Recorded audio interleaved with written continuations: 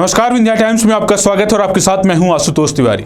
रीवा में बेतहाशा बढ़ते हुए अपराध इस बात की गवाही देते हैं कि रीवा की कानून व्यवस्था बेपटरी हो गई है और अपराधियों ने अपने साम्राज्य को बढ़ाना शुरू कर दिया है। रीवा में इन दिनों किशोर अवस्था में ही नशे के मद में चूर युवा अपराध के दलदल में कूद रहे हैं, जिनके सीने में दुश्मनी की आग बारूद की तरह सुलग रही है, जिसकी एक बड़ी वजह नशाखोरी भी है।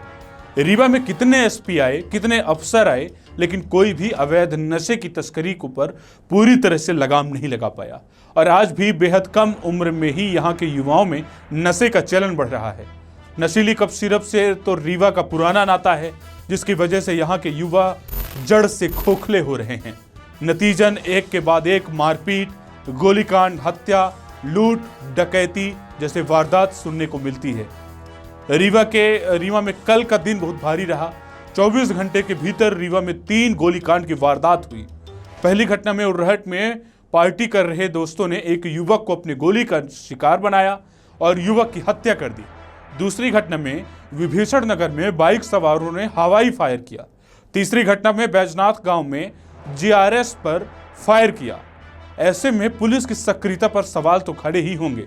सबसे बड़ा सवाल यह है कि अपराधी हथियार कहां से पाते हैं। समय दर समय अपराध बढ़ने के बाद भी क्या पुलिस को अपराधियों के तार के बारे में पता नहीं चलता, जहां से वो इतनी आसानी से हथियार पा जाते हैं?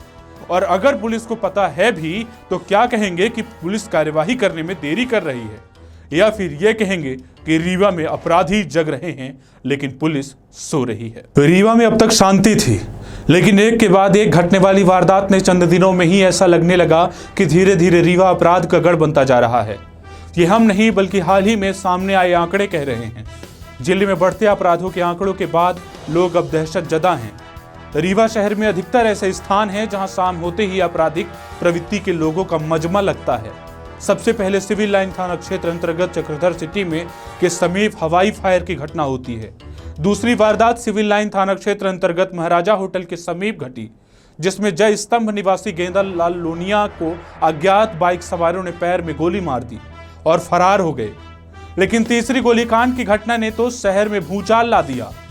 समान थाना क्षेत्र अंतर्गत उर्रहट में जहां किराए के कमरे में नशाखोरी के दौरान बोदाबाग निवासी उदय मिश्रा की गोली मारकर हत्या कर दी गई। गोलीकांड की वारदात यहीं तक नहीं थमी। शाम ढलते ढलते विश्वविद्यालय थाना क्षेत्र अंतर्गत विभीषण नगर में भी दर्जन भर बाइक सवारों ने दहशत फैलाने के इरादे से कई बार हवाई फायर किया। इस दौरान मोहल्ले वालों ने के द्वारा खदेड़े जाने पर आरोपी किसी बड़ी घटना को अंजाम नहीं दे पाए, जिससे बड़ी घटना तो टल गई, लेकिन वहीं अभी भी किसी भी मामले की पुलिस को सफलता नहीं मिल पाई है। लेकिन देखने वाली बात यह है कि पुलिस बढ़ते अपराधों पर कब तक लगाम लगा पाती है। कहीं न कहीं पुलिस की खुफिया तंत्र भी कमजोर पड़ता दिखाई दे रहा है। यही वजह है कि जिले में लगातार चोरी, लूट, चैन स्नेचिंग, हत्या, गोलीकांड की घटनाएं बढ़ रही हैं। इससे पहले 2 जुलाई की रात को जिले भर में एक रात में दर्जन भर में ज्यादा चोरी हुई और लूट की 3 वारदात हुई। शहरी क्षेत्र में इन घटनाओं में इजाफा हुआ। सबसे ज्यादा सिविल लाइन थाना क्षेत्र अंतर्गत, इसके बाद सिटी कोतवाली थाना और लौर थाना, गढ़ थाना और सोहागी थाना में अपराधों में वृद्धि हुई। इसके बाद शहर के भीतर गोलीकांड की घटनाओं ने शहरवासियों का दिल दहला दिया।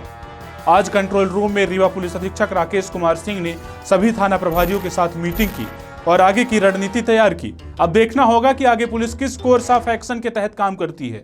गोविंदगढ़ थाना क्षेत्र में भी एक कार्यवाही की गई, जिसमें बड़ी वारदात को अंजाम देने से पहले ही 5 आरोपियों को गिरफ्तार कर लिया गया और बताया गया कि आरोपी डकैती की योजना बना रहे थे। लेकिन फिर भी पुलिस को अब यह साबित करना होगा कि पुलिस का डर शहर में कायम है या नहीं। रीवा में पुलिस की विश्वसनीयता पर सवाल कई दिनों से खड़े हो रहे हैं।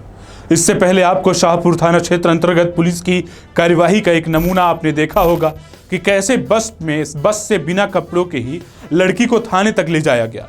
और अब सवाल यह है कि क्या इन मामलों पर भी पुलिस सख्ती दिखाएगी? जो वास्तविक अपराधी हैं, क्या उन्हें भी जेल में डाला जाएगा? उनकी भी धरपकड़ की जाएगी? वारदात को अंजाम देने में जरा भी जो नहीं हिचकिचाते हैं, उन्हें सलाखों के पीछे कब पहुंचाया जाएगा? क्या इस मसले पर भी पुलिस कामयाब होगी? और क्या इन घटनाओं में कमी आएगी, या फिर ये माना जाए कि रीवा में अपराधी जग रहे हैं और पुलिस सो रही है?